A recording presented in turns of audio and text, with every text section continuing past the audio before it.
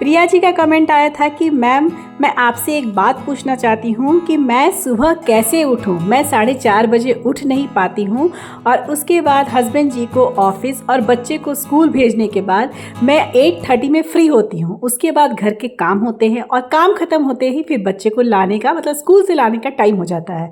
तो प्लीज़ आप मेरे इस क्वेश्चन का आंसर अपने ब्लॉग में शेयर करिएगा।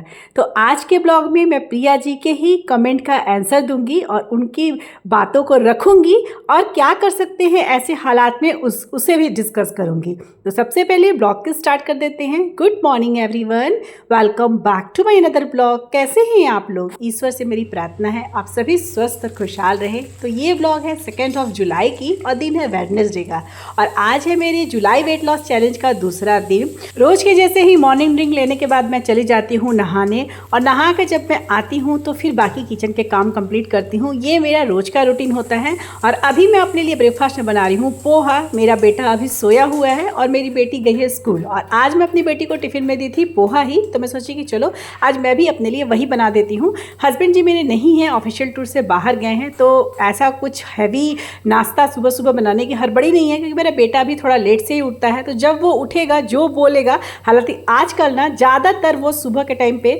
जब इस तरह की चीज़ें रहती है ना, जैसे हस्बैंड जी नहीं होते हैं, रोटी सब्जी मुझे नहीं बनाना आता है और मैं अपने लिए कुछ अलग बनाती हूँ और उसे नहीं वो चीज़ पसंद है। जैसे उसे ना सूजी के इडली, अप्पे, ये सब चीज़ पसंद है लेकिन पोहा वो जनरली नहीं खाता है। तो वैसे हालत में ना वो जनरली मैंगो शेक बोलेगा।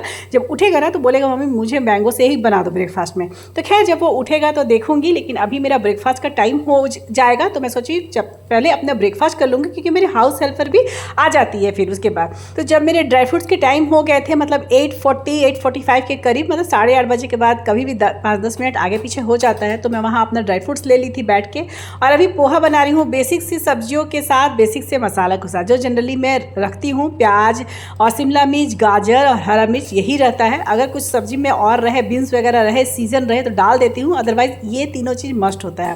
और बस नॉर्मल सा ये पोहा की क्वांटिटी में दिखा रही हूँ, पोहा बनाऊँगी और साथ के साथ ना मैं आलू बॉयल भी कर ली थी मॉर्निंग में ही, मतलब नहाने जाने के पहले ना बॉयल करके रखी थी। वो भी ठंडा हो चुका था तो मैं सोची थोड़ा सा उसे छील के तैयार कर लूँ क्योंकि दोपहर में तो सब्जी बनेगी ना और जनरली ना दोपहर में दाल चावल के साथ आजकल बच्चे या तो चोखा चाहते हैं या आलू की सूखी सब्जी होती है ना मसाले वाली, वो चाहते हैं।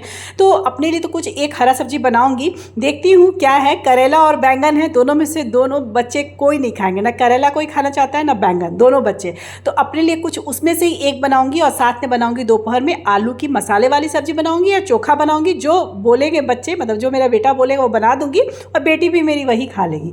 तो एनीवे, तो यहाँ पे मेरी पोहा तो रेडी हो गई थी लेकिन आलू छिलना मुझे 1-2 बाकी था तो मैं सोची इसको कंप्लीट ही कर देती हूँ। तो चलिए मेरी रूटीन चलती रहेगी, ऐसा कुछ रूटीन में अलग नहीं है। अब बातें करते हैं वीडियो के टॉपिक पर।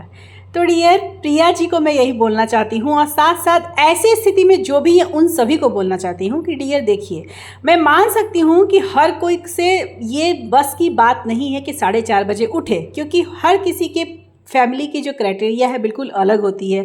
बच्चे छोटे होने की वजह से कई माएँ ज़्यादा देर तक जगती हैं या फिर उनकी जिम्मेवारी इतनी ज़्यादा होती है ना कि उन्हें सोने का ही टाइम रात में इतना देर हो जाता है सोते सोते कि उन्हें सुबह 4:30 बजे उठना पॉसिबल नहीं होता है। ये चीज़ मैं समझ सकती हूँ, ज़रूरी नहीं है कि अगर मैं 4:30 बजे उठ रही हूँ तो सारे लोग ही उसी टाइम उठे। ये एक अलग मुद्दा हो गया 4:30 बजे उठने का। दूसरा मुद्दा जिस पर वो बात कर रही थी, प्रिया जी बोली थी कि मैं उठ नहीं पाती हूँ, तो आई थिंक मुझे उनके बात से लगा कि वो वर्कआउट सुबह नहीं कर पाती है। तो डियर देखिए, वर्कआउट के लिए अगर आपके पास सुबह टाइम नहीं है तो आप शाम में भी अपना वर्कआउट कर सकती हैं, ऐसा कोई मैंडेटरी नहीं है। आप 11 बजे जब बच्चे को लेके आ जाती हैं, अगर बहुत छोटा बच्चा नहीं है या छोटा बच्चा भी है तो उसे भी किसी चीज़ में फुसला दीजिए, किसी चीज़ में लगा दीजिए, कुछ खाने के लिए दे दीजिए और तब आप कर सकती है। ये मैं यही बात बोलूँगी डियर कि देखिए, आप अगर आपका इरादा मजबूत हो, आप सच में वेट लॉस चाहती हैं, आप अगर चाह रही हैं तभी तो आप ये ब्लॉग देख रही हैं, मैं उससे क्वेश्चन कर रही हैं, तो इसका मतलब आपका इरादा पक्का है। बस जब आपका इरादा पक्का है ना तो बस आपको कदम बढ़ाने की देरी है। जैसे ही आप कदम बढ़ाते रहिएगा, एक एक कदम में आपको रास्ते मिलते चले जाएंगे। यहाँ मुझे थोड़ा सा वीडियो के बारे में बताना होगा। मेरा ब्रेकफास्ट होने के 1 घंटे के बाद मैं लेती हूँ अपनी इंडियन टी, गुड़ वाली चाय जो कि मैं ले ली हूँ और यहाँ हो रही है लंच की तैयारी, जिसमें मैं करेले का भुजिया भूजी हूँ अपने लिए, साथ में दाल भी मेरी बन गई है, विजिल लग गई है। अब मुझे सिर्फ चावल बनाना है और यहाँ पे प्याज और मिर्च डाल के मैं आलू का चोखा बना रही हूँ। दोनों बच्चों के लिए, थोड़ा सा मैं भी ले लूँगी। तो चलिए अब मैं बात कर लेती हूँ फिर से टॉपिक पर। तो देखिए डियर, जैसे मान लीजिए कि आपको आप कुछ करना चाहती हैं। मान लीजिए यहाँ वेट लॉस को ही लेके चलते हैं। तो वेट लॉस आप करना चाहती हैं, आप देखिए आप किस टाइम खाली हैं, आप उसी टाइम करिए। आप पहले ना, कहा जाता है ना कि वेट लॉस का जो रूटीन होता है, चाहे कोई भी रूटीन ना, एक निश्चित समय पर होना चाहिए। लेकिन वो उसके लिए जिसके पास निश्चित समय भी हो, जिम्मेवारियाँ भी निश्चित हो, उन्हें पता है। लेकिन जिनके बच्चे छोटे हैं, तो जिस टाइम पे आपके बच्चे आपको समय देते हैं, जिस टाइम पे बच्चे नहीं रहते हैं या बच्चे सोए रहते हैं या स्कूल वगैरह जा रहते हैं, उसी टाइम पे एक्सरसाइज कर सकती है। जरूरी नहीं है कि 12 बजे करना तो डेली 12 बजे। आज 12 बजे टाइम मिल रहा है, कल 4 बजे मिल रहा है, तो कर लीजिए। स्टार्टिंग डे में जब बच्चे छोटे होते हैं, परिवार की जिम्मेवारियाँ ज़्यादा होती हैं, तो इसमें कोई हर्ज नहीं है कि हम समय को थोड़ा ऊपर नीचे करें। बाद में धीरे धीरे आप एकदम अपने लाइन पे आ जाइएगा। यहाँ मेरा मिड मॉर्निंग स्नैक्स का टाइम हो गया था, जिसमें मैं होल मैंगो आजकल ले रही हूँ। मैंगो का सीजन है तो वो तो जरूर खाऊंगी। और अभी ये मेरा लंच है, जिसमें चावल है, 1 रोटी है, करेले की भुजिया, थोड़ा सा आलू का चोखा, धनिया पत्ता की चटनी और ये दाल, और साथ में है खीरा। ये पूरा मेरा लंच था। और उसके बाद अब ग्रीन टी की बारी है। यहाँ मैं अपने लिए ग्रीन टी बना रही हूँ और ग्रीन टी लेके पीऊँगी आराम से अपना बालकनी में बैठ के, क्योंकि मौसम थोड़ा अच्छा हो चुका है। मेरी बेटी गई है ट्यूशन और मेरा बेटा बैठ के पढ़ाई कर रहा है। तो बस डियर, मैं आप सभी से ये बात ज़रूर बोलना चाहूँगी ना कि आप सभी अपने कदम बढ़ाइए। आप लोग ये मत देखिए कि मेरे पास मॉर्निंग का टाइम नहीं है। जिस दिन मॉर्निंग में टाइम नहीं होता उस दिन इवनिंग में कर लीजिए, जिस दिन इवनिंग में टाइम नहीं होता उस दिन आफ्टरनून में कर लीजिए, लेकिन करिए।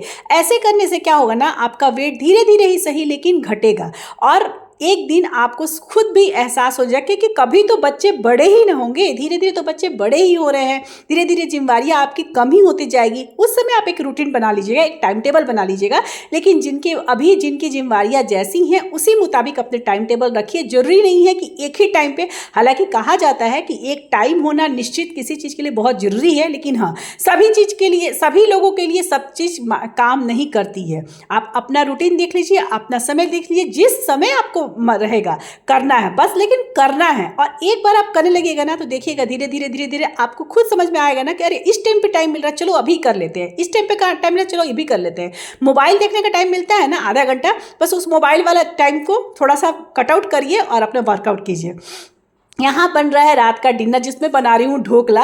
और अपने बकबक में मैं रेसिपी भी नहीं बता पाई। तो यहाँ पे कटोरी से आप लोग देख लिए होंगे, 2 कटोरी, लगभग 2 कटोरी था बेसन। उसमें मैं 5 से 6 चम्मच सूजी डाली हूँ और यहाँ 7 चम्मच के करीब दही है। इन सभी चीज़ों को मैं मिलाऊंगी। ये चम्मच मैं दिखा रही थी वही, इसी चम्मच से मैं 7 चम्मच में दही ली हूँ और 4 से 5 चम्मच सूजी होगा और 2 कटोरी बेसन। में फिर से एक बार रिपीट कर दी। और ये है लहसुन, अदरक और हरा मिर्च का पेस्ट। और इसे मैं मिक्सी में डाल के थोड़ा सा पानी डाल के पीसी थी, क्योंकि कम था तो पीस नहीं रहा था, इसीलिए तो ग्राइंड कर दी हूँ। 2 चम्मच डाली हूँ, ज़्यादा तीखा मत हो जाए इसी वजह से। साथ में थोड़ा सा हल्दी डाली हूँ, थोड़ा सा रोस्टेड जीरा पाउडर डाली हूँ और साथ में लाल मिर्च पाउडर। बस इसे डाल के अच्छे से मिलाना है, थोड़े थोड़े पानी के साथ, नॉर्मल वाटर के साथ। इसकी बैटर की कंसिस्टेंसी को ना थोड़ा सा, मतलब ऐसा रखना है, इडली जितना थिक नहीं, लेकिन हाँ जो कढ़ी होता है ना उससे थोड़ा सा, मतलब जैसे बरी बनाते हैं उससे थोड़ा सा और पतला। बरी जो बनता है ना, बेसन की जो बरी बनती है उससे थोड़ा सा और पतला। यहाँ देखिएगा पानी जो मैं 1 कटोरी लेके रखी हूँ ना, पूरा 1 कटोरी पानी मेरा इस्तेमाल नहीं हुआ था। धीरे धीरे पानी डालना है और धीरे धीरे इसे चलाना है। यहाँ पे मुझे चम्मच से थोड़ा सा चलाने में दिक्कत हो रहा था, तो मैं सोची चलो एक विस्कर है, हैंड विस्कर, उसी से लेके चला लेती हूँ। तो अच्छे से बैठ के चला रही थी। इसका चलाना बहुत अच्छा जरूरी है, क्योंकि फिर ना इसमें लम्स आ जाएंगे तो फिर ढोकला अच्छा से बनता नहीं है। और इसे कम से कम 10 से 15 मिनट ढक के रख दूंगी। अभी इस टाइम में ना वही 5:30 के आसपास हो रहा होगा। जब कभी हम किसी चीज़ की शुरुआत करते हैं ना, स्टार्टिंग करते हैं, और हमें लगता है कि हमारे पास टाइम नहीं है, तो जो टाइम मिलता है उसी टाइम पे बस आपको करना है। आपके दिमाग में ये रहना चाहिए, ये नहीं रहना चाहिए कि मैं सुबह नहीं उठ पा रही हूँ या फिर मेरे पास इस टाइम समय नहीं मिल पाता है करने का वर्कआउट। आपको ये रहना चाहिए कि जिस टाइम में मुझे टाइम मिलेगा मैं वही टाइम में करूँगी। यहाँ नमक मुझे डालना था, पहले ही मेरे दिमाग से उतर गया था, तो मैं अभी यहाँ नमक में मिला रही हूँ। ऐसे ऐसे हल्दी के टाइम पे ही नमक डाल देना चाहिए था, लेकिन एनीवे कोई बात नहीं, बना नहीं है तो अभी मुझे याद आया तो मुझे नमक अभी डालना पड़ा और डाल के फिर से चलाऊंगी और इसे 15-20 मिनट के लिए ढक के रख दूंगी। तो वही डियर मैं बता रही थी कि स्टार्टिंग में आप अपने ये दिमाग में रखिए ना कि मुझे बस करना है, रोज करना है, डेली करना है, टाइमिंग कुछ भी हो। धीरे धीरे आप देखिएगा ना, एक समय के बाद आपका समय निश्चित खुद ब खुद होने लगेगा। आपको लगेगा कि चलो ये टाइम बांध लेते हैं, इससे मेरा भी दिमाग में लगेगा ना कि हाँ इस टाइम पे मुझे ये काम करना है। तो बस वही है, स्टार्टिंग वे में आप डेली डेली सोचिएगा ना तो आपके दिमाग में प्रेशर हो जाएगा कि इस टाइम पे करना है। अगर उसमें कुछ बच्चे तंग करने लगे या कुछ प्रॉब्लम हो गया और या फिर कुछ काम प्रेशर पड़ गया तो फिर आप चिड़चिड़ हो जाइएगा, तो आप नहीं कर पाइएगा। तो शुरुआत के कुछ महीने, कुछ साल भी अगर आप हो सके, जिसके बच्चे छोटे हैं, आप ये सोचिए कि बस मुझे करना है, बस इतना ही सोचिए और इससे ज़्यादा आपको कुछ और सोचने की ज़रूरत ही नहीं है। बस ये आप सोचिए कि आज मुझे करना है, किस टाइम पे करना है मुझे नहीं पता है, जब मुझे मोबाइल लेके देखने का टाइम मिलेगा मैं उसी टाइम में करूँगी। मोबाइल को थोड़ा दूसरे के रील्स देख के क्या फ़ायदा होता है, कुछ तो फ़ायदा नहीं होता है। आप 15-20 मिनट एक्सरसाइज कर लीजिएगा, उसके बाद अपना फ़ायदा देखिए, तब आपको पता चलेगा कितना फ़ायदा होगा। तो बस वही सोचिए। यहाँ पे मुझे फिर से वीडियो के बारे में बताना पड़ेगा, 15-20 मिनट हो गया था। मेरे पास ना स्टीमर नहीं है ढोकला बनाने वाला, तो मैं एक छोटा वाला प्लेट, कोई भी प्लेट में ही बनाती हूँ। तो फिलहाल मैं छोटे वाले प्लेट में बना रही हूँ और ये ढोकला मेरे बच्चों का नाश्ता रहेगा और मेरा डिनर। थोड़ा सा मैं तेल डाली थी, सरसों तेल, आप लोग देख लिए होंगे, छोटी चम्मच से थोड़ा सा तेल। इसे ना अच्छे से ढोकला बनती है, चिपचिप जैसा नहीं होता, जैसे खाने से ना चिपचिपाहट नहीं लगता है। तो इसलिए मैं थोड़ा सा सरसों तेल भी डालती हूँ और आधा मैं निकाल ली हूँ, आधा ढक के रख दी हूँ। 2 लॉट में बनेगा क्योंकि प्लेट छोटा है। और यहाँ पे देखिए खाने वाला मीठा सोडा भी डाल सकते हैं, लेकिन मैं ना ढोकला में इनो डालती हूँ। तो इनो का भी अंदाज आप लोग देख लिए होंगे, उसी चम्मच से, जिस चम्मच से मैं तेल डाली हूँ। तो चम्मच से 1 चम्मच तेल तो पूरे क्वांटिटी के लिए था, मतलब पूरे घोल के लिए था, लेकिन अभी घोल तो जो मैं 2 पार्ट में कर दी हूँ, तो आधा से कम था मेरा जो इनो था ना, वो आधा से कम था।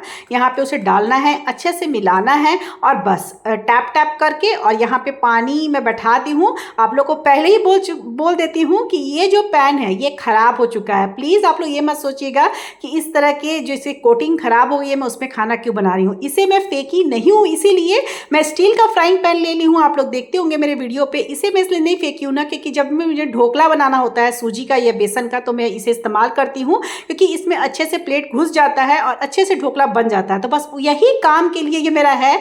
जब तक मुझे स्टीमर मैं नहीं खरीद लूँगी ना ढोकला बनाने की, तब तक मैं इसे फेंकने वाली नहीं हूँ, क्योंकि और कोई बर्तन रखती हूँ ना तो वो काला सा हो जाता है, क्योंकि स्टीम होते होते ना बिल्कुल काला सा हो जाता है। तो मैं इसे ना स्टीम करने के लिए, ढोकला सूजी का और बेसन का स्टीम करने के लिए बस इसी काम का इस्तेमाल करती हूँ, खाना बनाने के इस्तेमाल में नहीं करती हूँ। तो यहाँ पे देखिए थोड़ा सा मैं ना उसको प्लेट मतलब डालने के बाद उसमें पैन में पानी गर्म हो चुका था, तो थोड़ा सा मैं लाल मिर्च ना स्प्रिंकल कर दी थी, कलर के लिए की थी, और ऐसा कुछ नहीं है, आप चाहें तो नहीं भी डाल सकते हैं।